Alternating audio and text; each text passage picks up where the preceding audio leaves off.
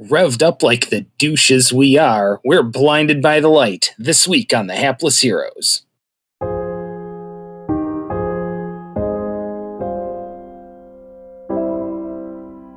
Ouch to the TM. Hedrick dies Yikes. first.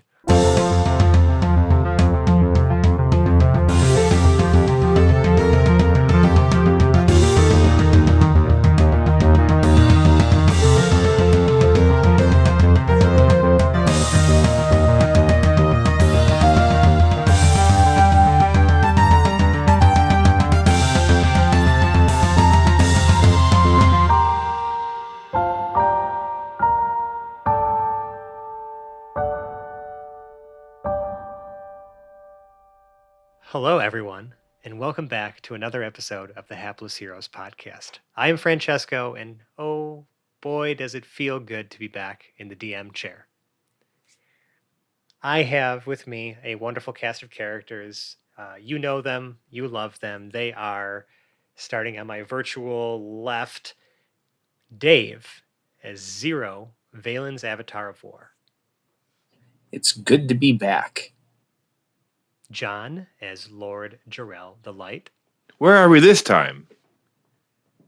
Phil as Hedrick the Entertainer. Who said that? Mike as Lord and Captain Quinn Southwind.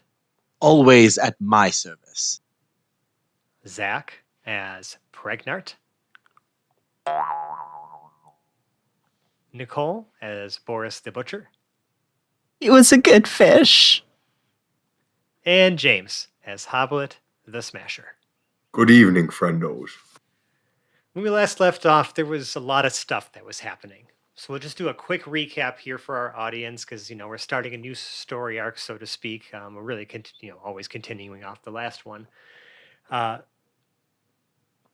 Dave had described the battle between the literal forces of good and evil, Valen and her legions of angels and other divine forces, whatever remain, after the chaos and destruction that Vecna has wrought in the outer planes.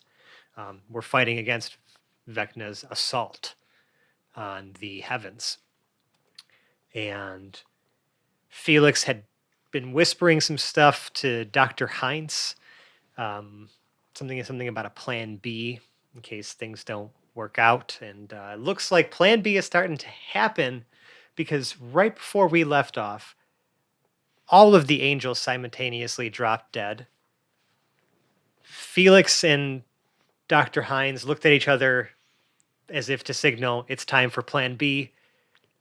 Boris was asked to produce the liquid time she had heisted from the now baby Bruhoff Lightfoot, the transmutationist you had met here in one of the layers of heaven, which was now being stored in a goldfish bowl that you had probably stolen from somewhere else, knowing Boris. And there was a goldfish swimming in this liquid time.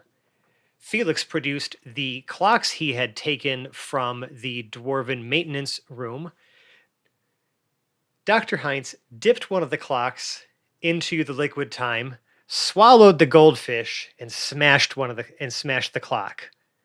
And then everything went white for all of you. Calling it the goldfish instead of Chuck doesn't make it less murder. It kind of does, though. Okay. Have you forgotten murder is one of the things we do best around here? Damn it. Not pet murder. That's kind of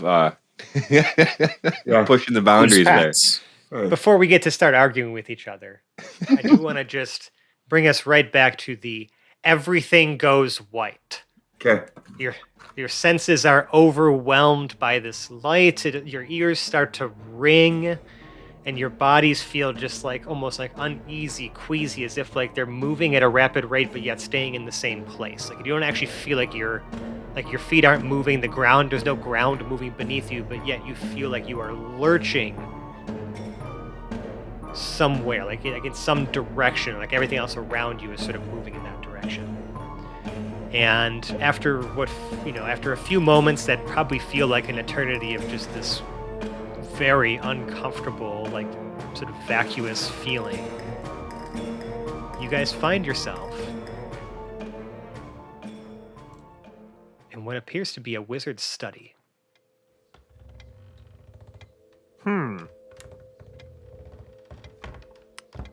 This room. How does it appear that way?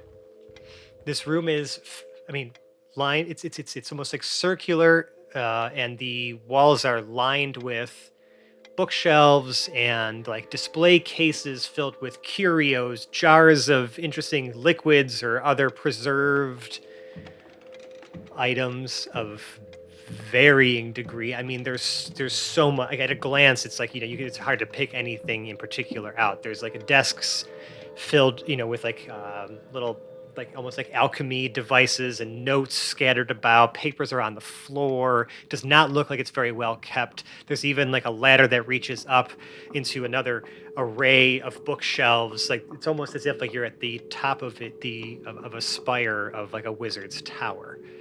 There's like windows. There's like little portholes and windows that look outside. There appears to even be a mechanism attached to the window that can rotate and almost like it's like a fan that can blow air in or out from the outdoors. And it's quiet, but if there's one thing and one detail you notice about this room, is that there is on one of the desks a bowl, like a large bowl filled with water, and a goldfish swimming inside of it. Is it murdered or unmurdered? It is very much alive and swimming around. Okay.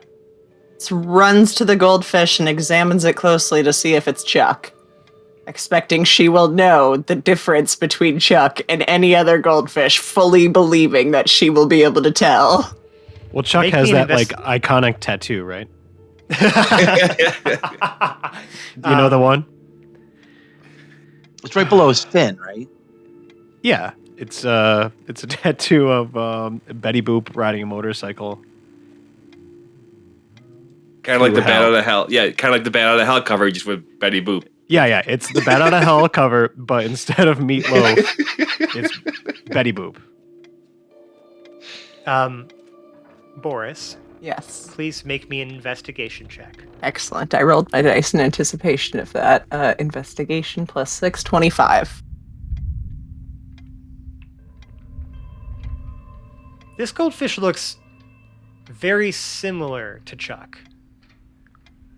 There's a lot of things about it that look the same. I'm not sure if this whole tattoo thing was just some bullshit you guys were making up, or if Chuck really did have a tattoo as a goldfish. Not to my knowledge. No. Oh. But then the tattoo would be a dead giveaway. If this goldfish has a tattoo of Betty Boop riding a motorcycle, it's definitely not your goldfish. Wait, James, do you call her Betty Boop or Betty? Or somebody gave my goldfish a tattoo. Ooh. Now we don't know. Now we'll never know. Boris considers this goldfish Chuck-like enough and picks up the bowl and says, Chuckenstein! And then puts it in her pocket immediately. Chuck's I didn't name, of course. finish describing anything to you, but that's fine. Cool. The bowl and the goldfish are in your pocket. Yep. Don't even care. Now, Not letting anybody else touch the goldfish. Perfect. Is it a proper fish bowl? Yeah, it was a proper fish bowl. Okay, because I was imagining some large bowl for salads or something. No. Like proper fish bowl. I was trying to like lead to the fact that it's a goldfish bowl without like necessarily just saying flat out it's a goldfish bowl. It's a goldfish and a salad bowl. Is the dude here? Dr. Hines? There does not appear to be anyone else here besides the 7 of you. Do we recognize this tower or this study at all from like anybody? Because you've been in a couple of these before. Okay. None of this looks familiar. Hell, some of the curios and other items in here don't even look familiar at all. Like you couldn't even they're. As a cleric, I'm gonna start taking a look through some of the magic looking shit. Can anyone here detect magic? Probably. Why would we want to do that? You sound funky. It all looks pretty magic already. I mean. Yeah, but sure. I mean, maybe something gives off a certain signature. I only know how to dispel it, and frankly, I'm not sure if I should even move in this room. I don't have that equipped, so I cannot. John might. Detect people. Pregnard says out loud, Hello, is anyone home? Maybe we should find out if we're like in some. Well, he says it. So Right. no, there doesn't appear to be any response from anything in the room. You can see that there is in like along one of the edges of the room, because it is like circular, there is a set of stairs that kind of go down to a door, but that door is closed and it appears to be latched from inside here. So you would have to unlock it and open it to the outside for anyone else to be able to come in. Allegedly. He's going to start pocketing interesting looking trinkets and proceed to do that for the entire time until something else interesting happens.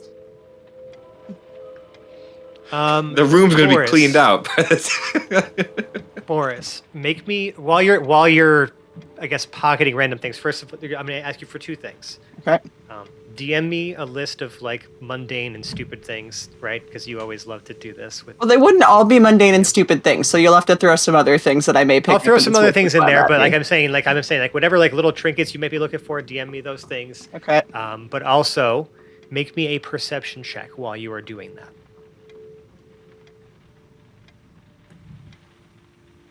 Come on, be lucky dice. I'm going to use a lucky. You're going to use one of your lucky feat die to reroll this. All right. Oh, I sure am. I like it. Daring. Good idea, why? I feel like there might be important things in this room. Let's not keep that nat one. Yeah, that's what I was guessing it was. First roll of the night. Good Oh, job. that's much better. Oh, no, it was a second. 26. 26. So, there appear to be quite a few noteworthy things in the room. You can see that there is in a locked glass display case, there is what looks to be a rather intricately carved wand, a magic wand, but it is locked in a glass display case. How, what's the lock look like? The lock itself looks like a normal padlock, but without a keyhole. So like a combination lock, or there's just like No. nothing there, like it's probably There's just magical. You should look on the Class- back. Look It's on the just class back. It shut. might be on the back. No, I'm saying like with this amazing perception check, like Assuming that I looked at the lock and that I observed Yes. this thing, yeah. there does not appear to be an unlocking mechanism that you can see on the externally. As an expert lock picker. Right. Yes. There's nowhere for you to put your thieves' tools into. In fact, even where the the padlock connects together, the gaps where the metal, like the metal parts of it clasp are so airtight that you could barely even fit like one of your thinnest tools in there. Almost like it was intentionally permanently locked. That are magically locked, as was inferred before too. There is also there's appear to be several different bags filled with coins of different kinds. They look to be some of them are different gold coins and some are platinum coins, but they all seem to be minted from different places around Telduria. The quantity that you find the most of are marks that were minted in the city of Uhl, which, to your character's all knowledge, 160 years ago, that city went boom, and the follow-up evil happened, and that's when the undead started pouring in from the Crucible lands. These are collectible coins. Nice. Let's get to a dealer. The other thing you find is a nameplate on a desk. This nameplate is made of solid gold, and etched into it is the name Dr. Richard J. Hines. Dick Hines? Okay, so I put all of the bags of coins in my pocket. along with whatever other random objects, and definitely take the nameplate on the desk. And before I do anything else specifically, I should see if anybody else is doing stuff while I'm doing things. But there's something else I'm going to do here in about 2 minutes, so there is a timer. Yeah. So let's put a hold on that for a second. So yeah, let's pan around the room here. This is like while Boris is kind of getting a lay of the land, rummaging around, looking around the room. What is everybody else doing? Jarrell's kind of just taking a brief stroll around the room, looking to see. Once he notices that, does Boris say that it's Dr. Hines' office or like study? Does anybody else? By this point, has Boris shared? Because she. I mean, that's going to be the last thing I go grab out of all the stuff I'm grabbing. But you're so quick that, like, if you don't tell us and you pocket it right away, none of us know that. I will mention it when I get to it, yes. Yeah. Okay. It's difficult for any of us to even possibly roll the kind of perception it takes to beat her sleight of hand. Right. If she's trying, I don't directly go to that thing. I'm like doing some other stuff first, so somebody else would have time to like notice that gold nameplate is there. So let's do it this way. What would be the first thing that Boris is trying to do? Would that be like, are you looking at the wand? Are you grabbing the gold pieces? Like, what's the first thing you're doing? I notice the wand, look at the padlock, and see I can't pick it, and then start like picking up some other things from like desks and tables that are interesting me, including some of the bags of coins as I'm heading towards that big gold nameplate. So I mean, you noticed the nameplate, you took note of it, you haven't mentioned it yet, but okay, that's it. So we'll kind of pause. I haven't actually like read it so much as just noticed there's a bar of gold sitting on the desk, which is my end goal of stealing. Yeah. So we'll put a pin in that.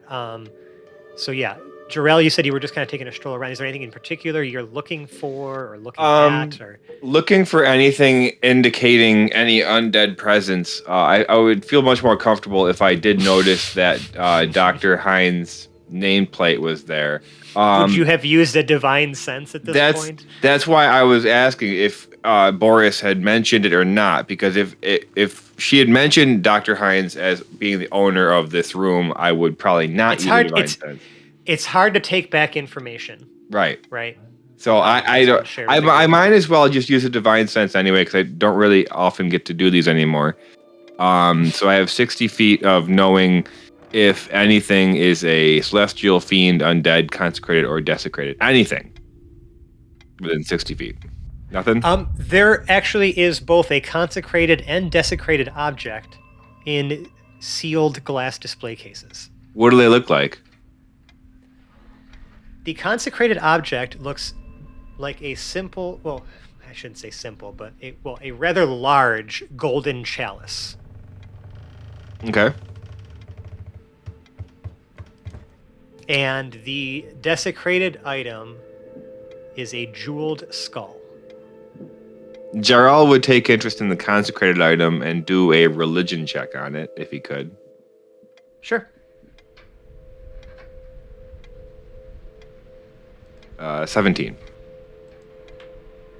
I mean, you've read like fictional tales about a holy grail.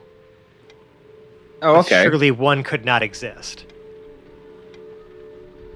Surely. But it seems similar to those like childhood stories I had heard about chalices like this one. Potentially like this one. The case itself that it is being displayed in shines with a golden light, but there does not appear to be any actual external light source that is producing that in there. Is there a lock or a locking mechanism on this one? Similar to what I described for the magic wand, there are similar locking mechanisms on these display cases as well. The desecrated one, I will note, has several locks on it. So you're saying this is a grail-shaped beacon? Pretty much. Duly noted. Jarrell's kind of paying a closer attention to that now that he's noticed it. It seems like it might be useful, but he's not really sure. So he's kind of like looking at it and trying to figure out how to open it, if he can. Okay, I'm just gonna give a moment to anyone else who maybe wanted to interact with like what information you already have right now. I'm not sure if there's anyone else who wanted to jump at something. I just want to give anyone else an opportunity before we continue. Do the bookcases have any of those like wheeled ladders that Yes. you can? Yep. Pregnart's riding around on those. Makes sense. Okay, perfect. Yep. So we're starting to increase the chaos that's happening in this room. It's perfect. Okay. Quinn was trying to take a look at the books, but of course Pregnar beat him to the ladder. It's kind of getting in the way now. So I'm just getting frustrated because the ladder keeps like pushing me out of the way of the bookcase. Well, do you need to communicate that you want to use the ladder? Because Pregnar will get off and push you. Just as long as he can I feel play like with he'd the just ladder. be grumpy about it. I'm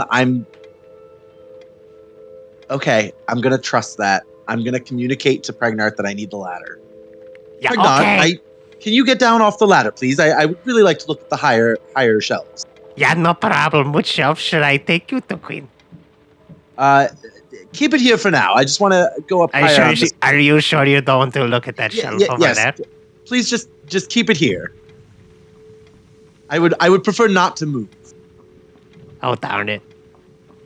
Quinn, make me just a perception check while you're up there. I'll make sure I still get Hoblet and Hedrick before we move on, just in case you guys need some news. 15. 15. Okay. Wow. Lots of books here.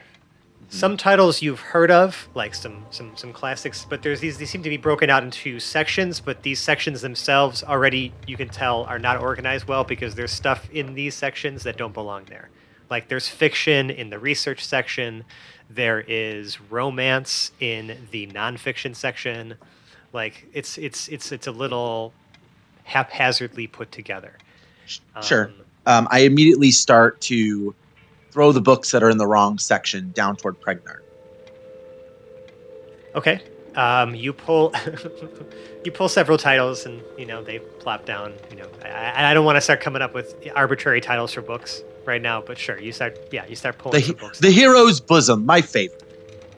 So you're now starting to deconstruct this bookshelf. Great. So we have Quinn and Pregnart, affecting this, and now they're pulling books off of shelves. Hedrick, what are you doing? First thing, just a cursory glance for anything resembling an instrument or anything musical that might be in a particularly shaped case or out in the open. Yes. There is in a case. Looks like there's like a purple light in this one, because why not? There what appears to be something like a lap steel. Ooh. How big is the case? It's very tall and vertical, and the lap steel itself is on a stand inside the case. It's locked again by another one of those locks without a keyhole. And the lap steel itself, it's almost completely rectangular or more like trapezoidal, as it kind of gets a little smaller towards the where the tuners. The tuners are in the string, where it's strung up. But the entirety of it is made of a very dark, almost darkish red wood. And the wood has been carved. It's a lot of different filigree. All of the filigree has been filled in with gold paint. It looks very fancy, and the strings themselves look to be made of gold, or at least coated in gold. It sparkles and shines something fierce. If I were to cast a Dispel Magic, would I be able to focus it on the lock, or do I know try. it would affect other things around it as well? Dispel Magic. You have to choose an object. It's one object. I just wanted to make sure. One person or object. Yep. Okay. Yeah, I would like to try Dispel Magic on this lock to see if I can get it open. Are you casting Dispel Magic at? Knowing Dr. Hines, it's a 3rd level. I'll cast it at 6th level. Okay, make me a spellcasting ability check, please. It does not automatically end any effect. Oh no. It's a 2. Let me get my spell attack bonus is plus 10. Or is it just 5? Just count charisma. It's just an ability check using your spellcasting ability. Yep. So just a charisma 7. check. 7. 7. Horrible. Yeah, no. The DC equals 10 plus the spell's level, and then that will not do it. No, of course not. But I did not cast at a level high enough that would automatically dispel it. Correct. Yeah. Well, he'll just turn over. Serious magic is keeping these locked. And it's obviously too big for me to handle at this point. Like it's cumbersome to try and move this thing. It's the whole case. Yeah. The cases themselves are secured into like the floor and foundation of this floor. Okay. Well, Hedrick will turn to 0. Well, it's just like the old times. It's good to see you again, friend. Where's Felix? He's with that Dr. Hines. Man, if this is his place, and the last time we saw this thing, it was vaporized when we were on the Tri-Nation Peninsula. His whole workshop was destroyed. This looks nothing like... Well, okay, I shouldn't say nothing like, but... It's not the same place. This is not the same place. Could I do one more thing and just go over to a window and look out the window? Yes. Looking out the window, you can see that you are incredibly high. Like in a tower that is ridiculously high. And are at the top level looking down over a massive city. That itself is circular in its construction. Are we like obnoxiously high? Obnoxiously high. Okay. Are we in Pittsburgh? Because that was the last time I was that high. Bet you were, Panama Red. So, 0, after having been addressed by Hedrick, maybe a good whole 10 seconds later, finally sort of snaps out of it. He has still had his personal signature weapon, Reason, spun up and at the ready, his eyes glowing a fierce red. And after it takes him a moment, to sort of snap back into it, his eyes returning to silver and sort of fading towards pink every now and again. And he spins down his weapon and stows it on his back.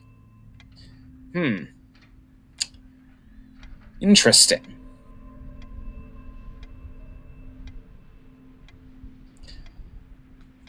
About Felix, I mean, that he's not here along with Dr. Hines, you said, right?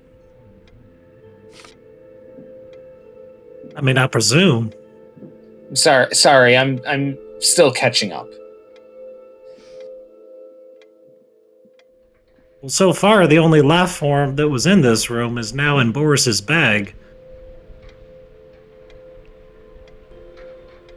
Before we get too far, Hoblet, was there anything in particular you were doing too, or no? He's just perusing. You're just perusing. If I got to the coins before Boris, I would look at them. But if Boris took the coins, then I suppose I'm too late. There's a lot of them, he said. Yeah, bags and bags. You would have gotten at least one bag before I got to it, I'm sure. I'm curious if they have a date on them. Like a minted date? Yes. Or if I'm able to tell if, like... Sure. Well, because if he's got coins from Uhl, either we went, like, clearly some time shit might have happened. So, like, is it current day, or did we go forward in time, or back in time? Like, are they coins that we recognize as, like... Some of the coins are. Okay. They are from regions that... I mean, is there, like... I guess what I'm getting at is, like... If we found a bunch of coins now and there was, like, a bag of Confederate money, we'd be like, oh, this is really old shit. Like, is there any, like, gone nation coins here? Or, yes. Ooh. Yeah. Other than that? Like, all the other coins are coins that we know about? Actually... That's a great question. That's what I'm asking is, like, How far back are we? Hoblet, you were I'm old like- enough. right, you I'm were like old enough 300. to remember a time. You were old enough to remember a time before the foul upheaval, and before because that changed the landscape of the world significantly in your lifetime. Tell me about it. I was there. It went from the world went from kind of the southern kingdoms were arranged a lot differently. A lot of factions rose up in the wake of the foul upheaval because suddenly now the fractured and warring kingdoms of the south had to unite and reshape themselves to combat a common enemy. So, like, how old are like, these coins? For example, the Darakeen Protectorate was formed in the wake of the foul upheaval. Before that, the nations of that Darakeen Peninsula were their own entities. Right. There are coins in these piles that represent the individual entities of the Darakeen Peninsula. Interesting. The interesting. It was a great question, so I felt like it deserved a good answer. Thank you. I asked it only because I know I'm so old, so like I might recognize some coins. You, I think, of the party, were the only person alive before the foul upheaval happened. Gangster's gonna gangster. And Boris doesn't care. She's just pocketing the coins without looking at them because they're coins. Out of curiosity, Hoblet, in your youth, right? Because you would have been, if you're like 300 something now, you would have been in like your mid 100s when the foul upheaval happened. All right, so you were still a strapping young dwarf. You were just kind of figuring shit out, right? You watched you only watched your first generation of humans in whatever civilization they have go through its rotation, right? Did you get out much from the Grey Citadel? Did you like go out and explore like the more, I guess, like diverse lands of Telduria, or did you kind of like stick with your peeps, stick to the mountains, stick underground? You know what I mean, for the most part. I feel like I got out because I know So would you the have mercenary life well. Would you have seen Uul before it was destroyed? Would you have made a trip out there? It was far.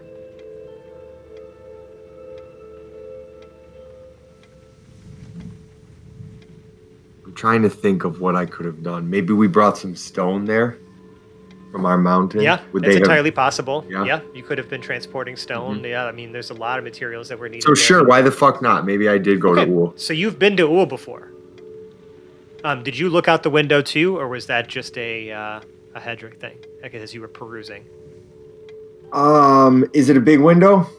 I mean, I'm. You'd actually you'd have to step up on something to look out. No, then I did not look out. Okay. Maybe after I found the coins, though, I'd be interested in taking a peek. Yeah, sure. Has Boris gone to the desk yet? Yes. Yes, and I'll say that to move before right as we move to Boris, Hoblet, you look out the window. That's fucking Uul down there, baby. I can tell even from how high we are. Yes. Okay. This city is unmistakable. It was the only city of its kind like this. A real hallmark, pinnacle of civilization. Hoblet might, as Boris goes to do what Boris is going to the desk. Do, Hoblet might look more shaken, like shell-shocked, than anyone has ever seen him. Even all the times he's been down. I'm just like in a state of, like, my face is losing color, disbelief as to what I'm witnessing. Boris, the desk with the golden nameplate is in front of you. Just confirming, of all of these locked glass cabinets in the room, including the one with a golden chalice and a jeweled skull, the one that Boris noticed is the one with the wand in it? Listen, okay, like, I'm making a lot of stuff up on the fly here, so you gotta bear with me. Would Boris have also noticed the one with all of the locks on it when she was looking around? Yes. Okay. It was just it was just in a different side of the room than where you were currently investigating. I Okay, only how noticed far- because of my divine sense. How far away is that one? The one with all the locks on it? That looks like it's probably got the most expensive thing in it. From the desk. That's with a bold gold plate on assumption. it. That's why all the bold locks are on assumption. it. It's Yeah, a deep assumption. It's just on the other side of the room. This is Just on the other side of a room. Okay. large room, but it's not like you're It's at like the still a top room. of a tower that it's obviously smaller up here than it would be at its base. But I mean it's a significantly sized room. So Boris gets to the desk. She picks up this big, solid gold nameplate, looks at it and reads Pretty it. heavy. Yeah, she flips it up in her hand a couple of times, right? The way you would with, say, a brick. And goes, "Oh, this is Dr. Hines' office," and turns around and hucks it as hard as she can at the glass cabinet with all of the locks on it.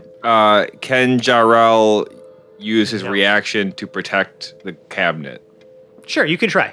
Okay. I'm gonna make that a disadvantage then. Boris, roll me an attack. I guess like a improvised ranged weapon attack. So just give me a dexterity roll, please. A dex roll. Okay. Yeah. At disadvantage. At disadvantage. Okay. 17 for just a straight Okay. dex roll. You managed to get it past Jarrell's like attempt to block, but this solid gold this gold nameplate literally just bonks onto this like pane of glass or whatever, and just falls flat to the ground. Okay. Jarrell will turn. Do not touch this one. It's horribly desecrated. But it's so shiny. Look at this Jarrell. one. This one's much nicer. If you want anything in this room, I'm sure that this chalice would be more useful than that awful, evil thing. Boris walks over, picks up the gold nameplate, and starts whacking the glass cabinet that Jarrell is pointing at. I was gonna say, before you start whacking anything, Jarrell, you notice at your feet a nameplate that says Dr. Richard J. Hines. Okay. Yeah. Zero also hears this. Yes. Yeah, Jarrell's not shocked, and he will say, "Oh, this is Dr. Hines' office. Hey, Hoblet, look at this. Hoblet, are you okay? You look pale, old boy." Dr. Who now? Oh, Jarrell will toss the gold brick to Zero. Oh. Just casually tossing like an actually heavy like. Well, between Jarrell and Zero, that's totally like we're the two that could definitely. Like they're playing keep away. Boris is in the middle trying to catch it. How tall is Boris again? Just under 5 feet, I think. Let me double check what I wrote on my character sheet for that. Exactly 5 feet.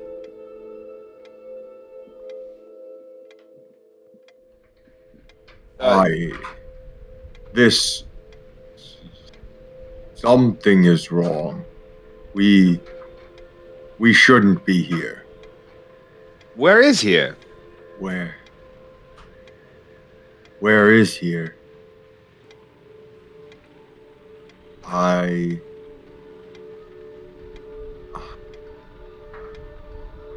We're not here. We shouldn't be here. This place doesn't exist. You could say that about the last 5 or 6 places we've been, yeah. This is Ool. Oh, I thought you were going to say somewhere strange. Well, that may be Zero. I mean, we did retrieve you from an ideal situation and brought you into our shitty mess. Hey. Somehow, I mean, we seem to be in the past in some regard. We're back on the prime material plane. We got the where right, we just have the when a little bit off. You can say that again. I think whatever Dr. Hines did has given us an opportunity, and we got to make sure we make full advantage of it.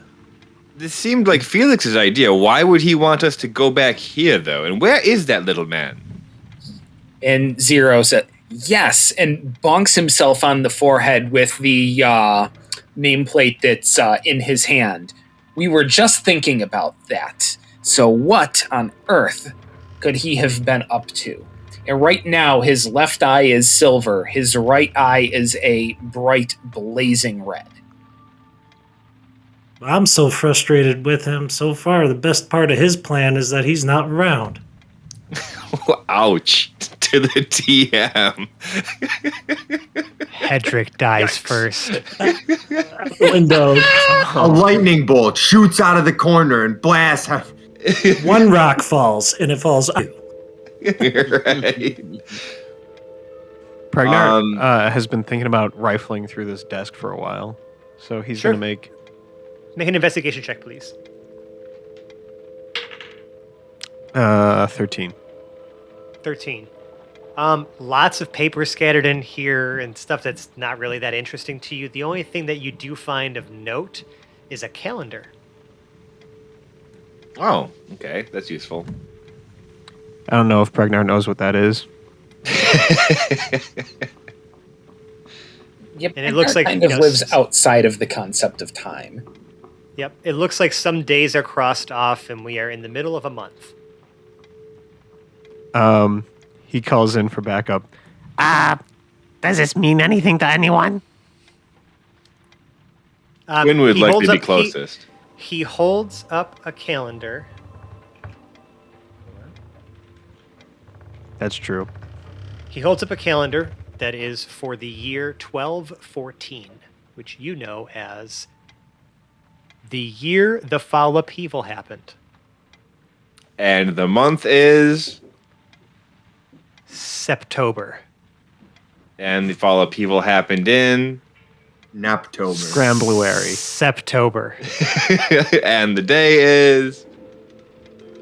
That Word. day. That Well, no, exact it's not. day. I'm just kidding. No, I'm just kidding. It is that day is 3 days from now. Okay, and this would probably be common knowledge. It's like, kind of like a 4th of Pearl July Harbor shit. type thing. Yeah. Yeah, if they teach days in school, this is one of those days they teach in school. Right. His school This is is- off. This is 3 days before the event that destroyed this city. Oh. That's Well, where I that's was- not good. Clarification. So it's okay. So 3 days from now is when the fall upheaval happens. Correct. Got it. Okay. Can I try to infer from things around me, like when was the last time someone was here in this office, this library? Well, if this calendar is circled for today, if today is the 3 days before the day, and the calendar leaves off. Right, with but a calendar today can as be the marked active whenever. day. The calendar is the only point of reference we have. We have nothing. That is says- that is your current point of reference for the last time someone was in this room. Today. We're assuming it's 3 days How do we know prior that based on the how do we know calendar. that the calendar is current? You don't. The I guess. goldfish hasn't starved. Point. The time traveling goldfish that may have came with us. Maybe. so the fact of the matter is or that the we know that- goldfish who was causally here first. Is there a gap? Is there a gap under the door of the library? Like the one that goes, like the one down the stairs that leads out of here. I don't know what's on the other side. We're in the library, and you said there's a closed door. Yeah, that could open There's- from our side. There's a door that goes out from this. Like it looks like more like a personal like study office. Like, this is literally the top of the. I'm just seeing if Spire. there's a 3-inch gap under the door that I can liquefy my head and just poke my eyeballs out underneath. Okay, I think Like that's googly hilarious. So sure, yeah, why not? All right. Pragnart shifts form and squelches over to the door and puts his eyeball parts underneath the door, which is obviously 3 inches or more from the ground. And his eyes pop out on the other side and blink, and he takes a peek on out from under this gap. It's a spiral staircase that continues to go down, but appears to kind of almost be taking a wider curve, as if this is already this area is already starting to like expand and get larger, and wider as it descends.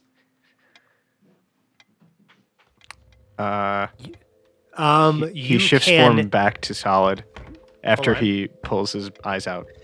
You could also hear Oh. the sounds of lots of people talking in the distance. Can I hear subject matter? No, it was like a crowd, like just lots of people. Well, that excites him, and he pulls his eyeball parts out from underneath the door and tries to open it. Yeah, you have to just unclasp the lock, and it opens. Unclasping, unlocking, open it up. And Jarrell there it would goes. notice this, of course, and be Yeah, quickly it's Pregnant just trying to leave. Yeah. Pregnant, hold on, and he will. I hear people over there. I want to go say hi. And I'm sure that Jarrell's not able to catch Pregnant before he starts walking down the stairs. Just based on how everything's how Pregnant has always operated, Jarrell can rarely catch him before he does. Things. Right now I'm not in the mental state where I want to just leave without everybody. So I am just opening up the door, maybe getting like 10 to 15 feet away from the door, and kind of waiting for people to follow, saying, "Come on, everybody, let's go. I want to join the party." Is everybody following? Does anyone want to do anything else in this room before we go? Yeah, Zero is intensely interested, and the way to know a scientist is by knowing his workspace. So I would like to investigate the desk further, if possible. Which one? There are Whichever one looks like it has the pair. most spectacular experiment going on it. Okay, so there's the one with all the some of the alchemy supplies and things like that are on. Sure, Yeah, why not? go for it.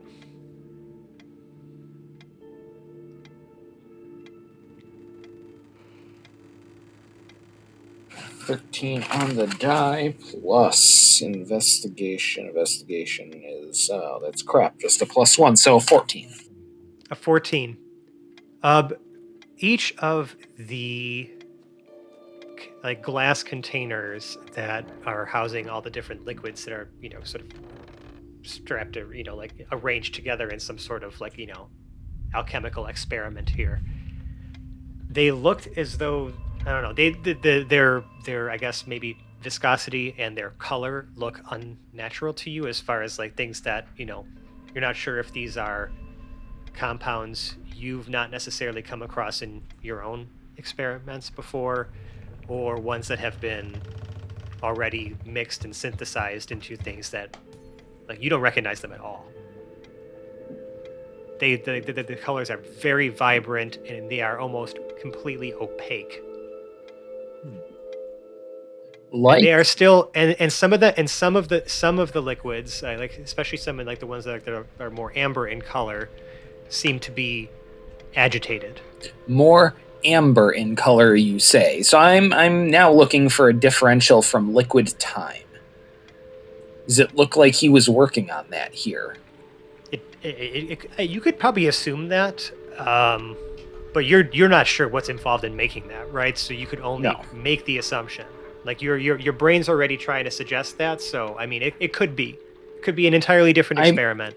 You're not wrong, but yeah, this is just this is the office of a known time wizard 160 years before we met him. Yeah.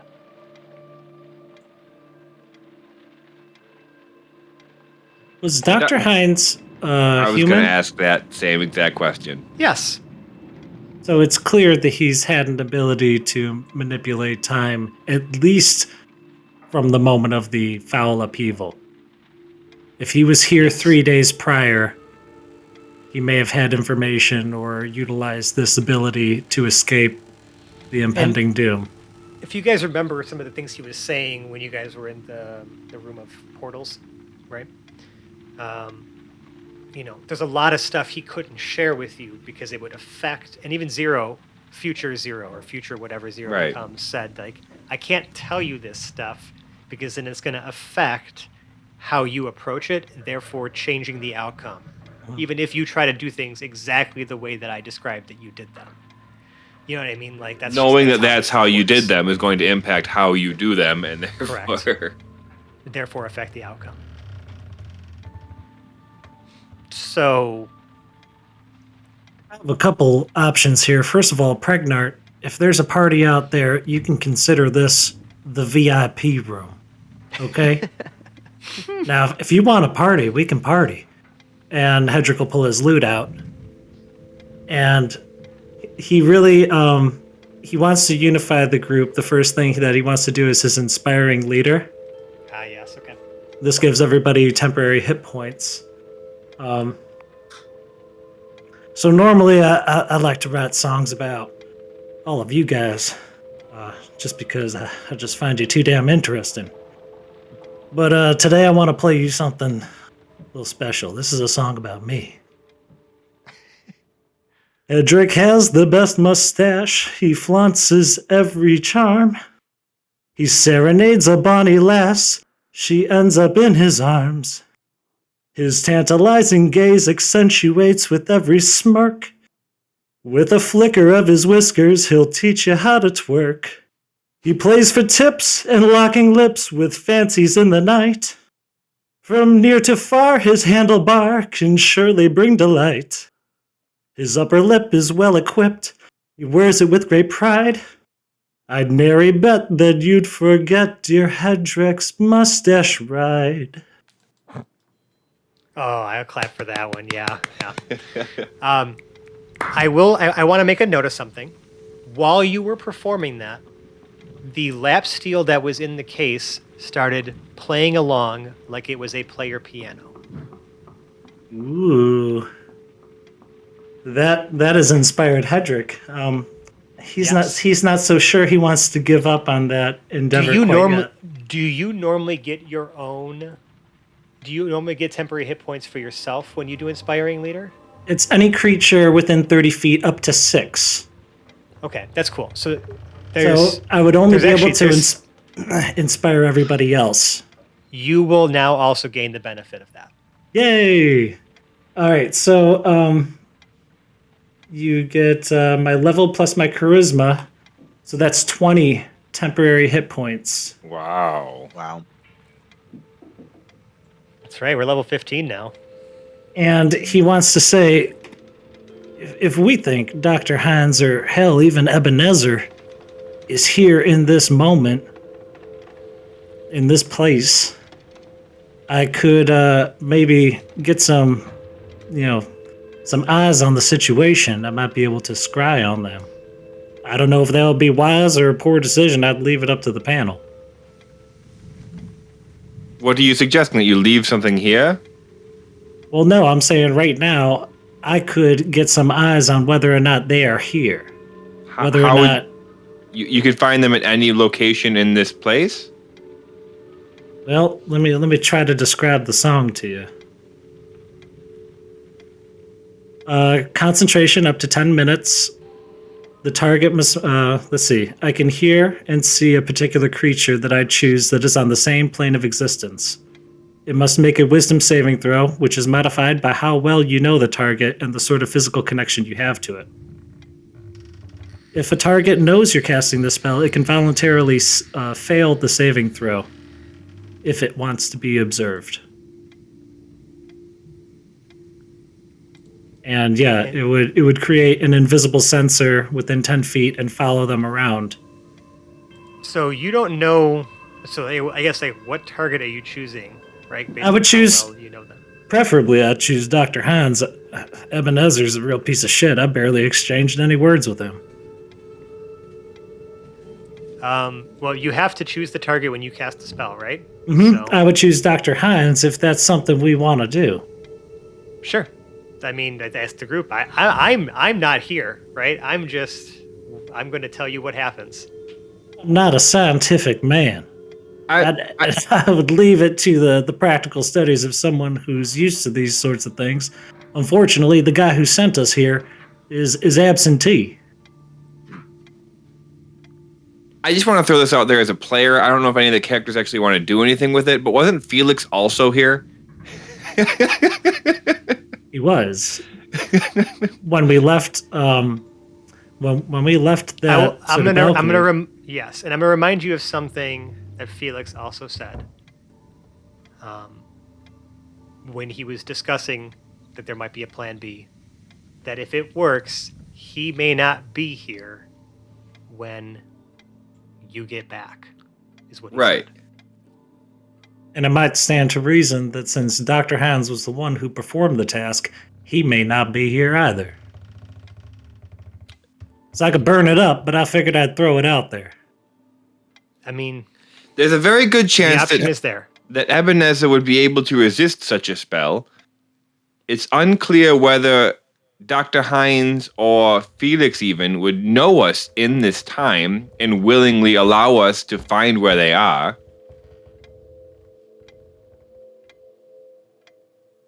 But they would have to make a save if they are not willing, correct? Correct. Wisdom. Okay. So, who were you? I mean, I like the idea. You just got to tell me who. Right. Does anybody else want to weigh in, Captain? Whose past self do you want to surveil?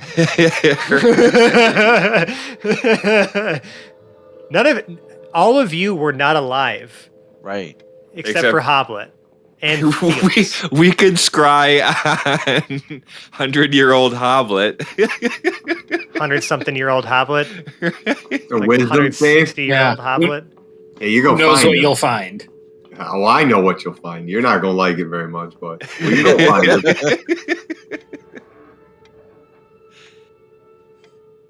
I'm okay with Hines. Yeah, I think Hines makes the most sense.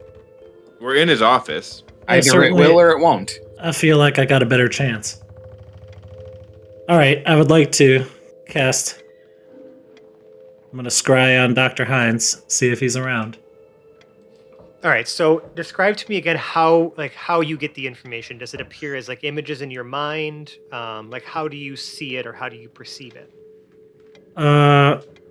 On a failed save, the spell creates an invisible sensor within 10 feet of the target. Within 10 feet of the target. You can see and hear through the sensor as if you were there.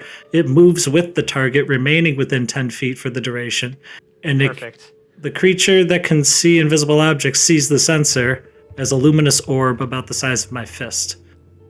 The spell does not fail, nor is a save required. However, what you see as you are trying to, I guess, perceive through the sensor, right, as part of this like effect the spell is producing, is blackness and water. Question mark? But no Hines. Now, the only thing... You You know keep what? looking, and you're looking at a goldfish. I had a suspicion, and they are now confirmed. Boris, your thieving ways have complicated things once again. I'm going to have to ask you to remove Chuck from your pocket. We need to have a word. Is it, though? Our pockets seem to be the most secure storage we have. We can almost count on anything of value finding their way into them instantly. Do any of us have speak with animals, or can we assume that goldfish speak Aquan?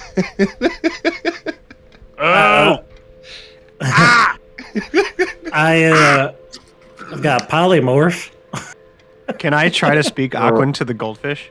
Can he please? Can he please? First of all, we need to back up because Boris has this goldfish that you're talking about in her pocket, these pockets act like bags of holding. So Right. where this goldfish is technically in an extra dimensional space. Correct. Boris is also currently like standing with her feet up against the glass case with the gold chalice in it with like a crowbar trying to get the glass open. Just like that's what she's been doing throughout this process, is just still trying to get into those cases unsuccessfully.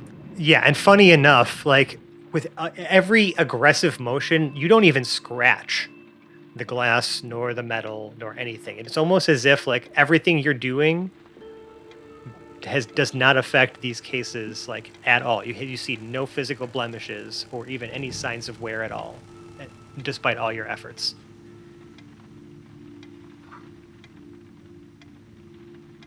All right, Boris, out with it. Boris kind of like half jumps off the side of the thing she's trying to crowbar open and like pulls Chuck up out of her pocket, and like kind of holds the bowl in front of her and like stares directly into it at Heinz Chuck. Is the sensor now in the room? Yes.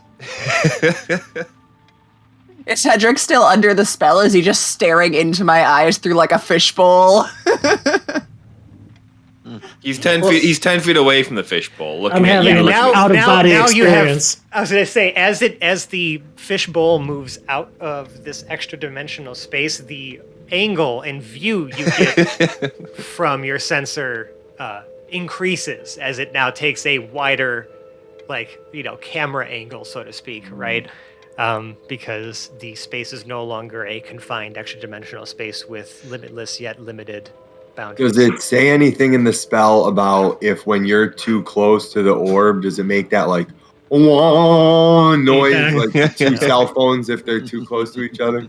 And Phil's just like, Hedrick's just like, okay, no. Hedrick's getting some new angles for something he's calling a music movie.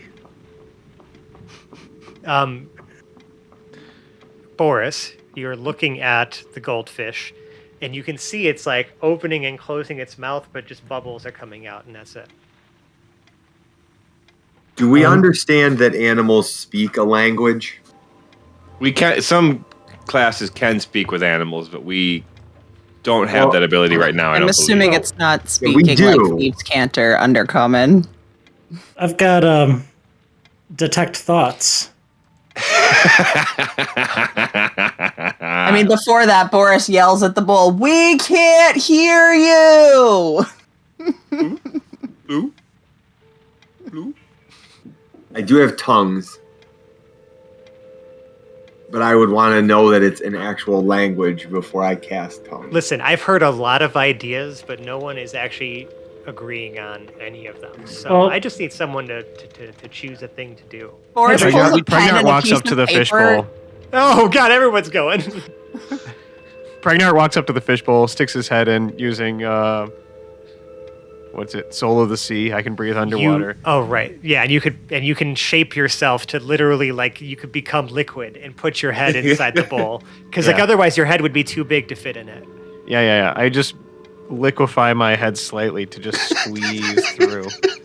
And I'm breathing underwater and speaking Aquan to the goldfish. And which sounds like. And I say this. I say, ah! You hear a very enthusiastic in response. Pregnart looks really upset. And I'd like to make an editing note here. Yes. I'm going to have Dr. Hines converse with Pregnart's internal monologue voice, please. Wait. Because you, as Pregnart, are now going to have to translate what you're about to hear to the party through your pea brain. However, your internal monologue can have whatever educated discussion you'd like and garner whatever information you'd like, but your party will only be subjected to the Pregnart rendition of this information and can only act on that information, at least at the start here. So, okay. Pregnart, get into your internal monologue. What did you say? What did you say to the goldfish? Kindly, Mr. Goldfish, may you bequeath us with any knowledge as to our whereabouts or our destiny Pregnart, it is so good to talk to you. Okay, listen, there is not much time, and I can't tell you too much detail. However, you must treat the next few days extremely carefully.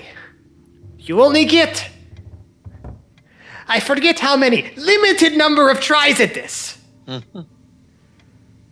So you have to get it right, and you have to pay attention to the details, Pregnart. I can't tell you what to look for. All I can say is you must keep your eyes open. Good doctor, please. Limited tries at what? At stopping what's going to happen if you fail. But don't worry, if you fail, we can do this again. We can only do it, though, a very limited number of times. And I'm counting on Felix to help me make sure things get reset properly, because I'm now, here. Is this all that you can tell me? Wait. When you want to reset is the only thing I'm going to tell you. Swallow me.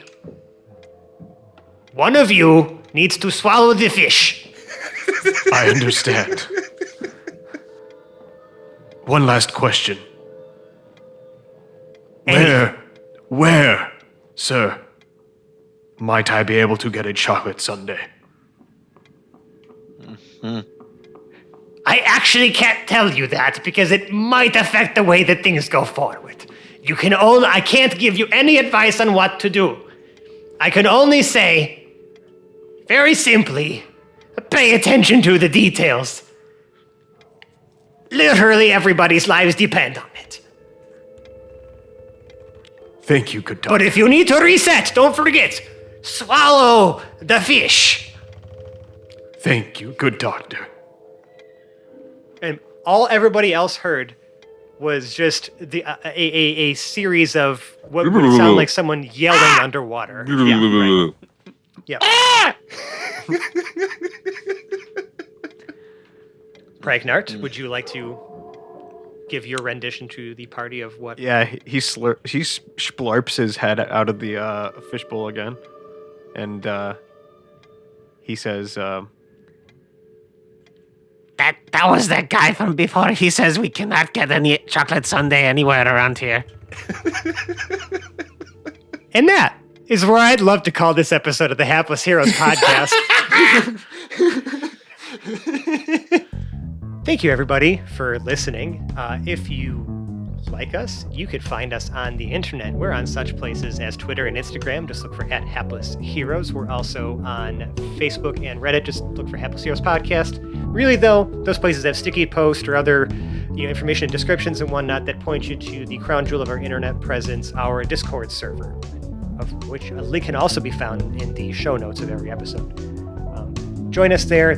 That's where we are hanging out most of the time, having conversations with our audience. It's really, just a awesome community we've built up in there, and we'd love to have you as a part of it. And if you really like us, you could leave us a 5-star review on the podcast service of your choice.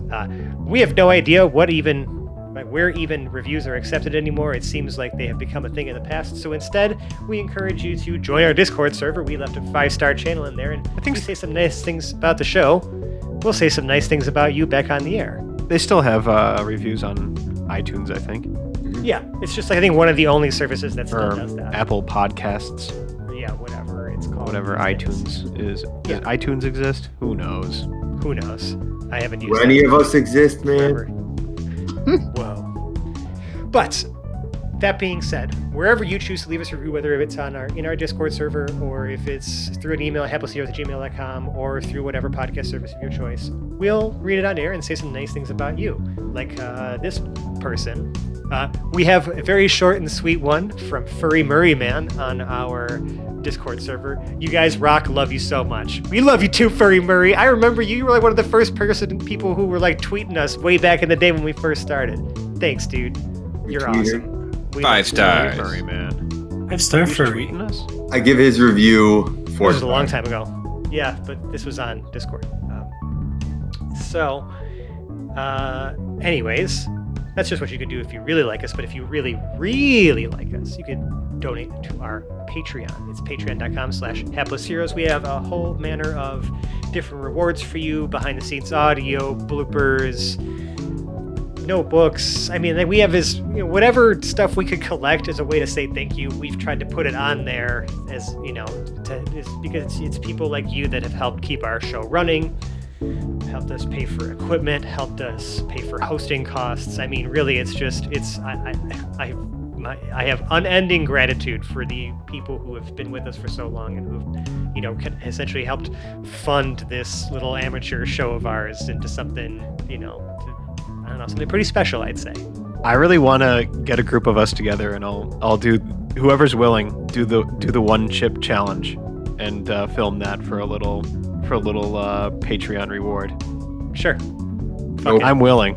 Who's willing? I am. I saw what Phil. is it? Phil's I don't willing. know what it is. It's just it's one chip. They each cost $7, and it's like just absolutely coated, just shellacked with like ghost pepper or like Carolina Reaper powder. No. James is out. It's me and Phil so far. So I'm in. Let us know. Okay, Franzen. I'm in. I could probably survive it, but I wouldn't enjoy it. That's not the point. It would be You're very, not supposed to enjoy it. Darn, I mean- I'm too far away. The fact that They're it's not gonna- $7 already is painful. Yeah, I was gonna say, if I'm gonna pay $7 for something, I really want to enjoy it. Well, It's to be the friends we can made make- along the way. We'll make that Patreon level $7 or something. That'll be an extra. That'll be an extra add-on. And if we can only do it for as long as we have enough Patreon subscribers to support it. God. All right, we'll figure it out. We'll figure out the deets. I'll do it. And if you like us right now, you like us, Sally Field, and the whole deal, get a porcupine costume and make it sort of cyborg related, and modify it with robot parts and appendages and apertures and armatures and stuff. A sort of Robopine. Cyborgipine. A cyborgupine. Exactly. Robopine? Hell no. Cyborgupine is where I'm going. Thank you. And plop yourself down in a public square and explain to the people, hello, I am Cyborgupine. I came from the future. The only way to save your present is by listening to Hapless Heroes podcast. And then breakdance like a robot and play our podcast for the public. Doable. Strange, but doable. That's I just what also you got to don't- do if you want us to know that you like us. Right now, you like us. Right. Sally Field. And the whole deal. Well, I guess there's nothing left for me to do besides outro my lovely cast in reverse order this time, starting on my virtual. I mean, I say virtual right, but everyone's arranged in sort of a strange grid. We have James as Hop with the Smasher. When are we? What's happening? Nicole as Boris the Butcher. So is Chuck gone, or are Chuck and Dr. Hines one now? Zach as Pregnart. Mike as Lord and Captain Quinn Southwind. Why is How Not to Kill Yourself in the sci-fi section? Phil as Hedrick the Entertainer. Oh, what I would do to get that steel in my lap. John as Lord Jarrell the Light. I'm sure we can find you a Sunday somewhere, Pregnant. And Dave as Zero, Valen's Avatar of War. We bid you good night. And I'm Francesco. I've been your host and DM. We'll see you next time. Bye. Bye. Goodbye. Adios. Goodbye. Bye.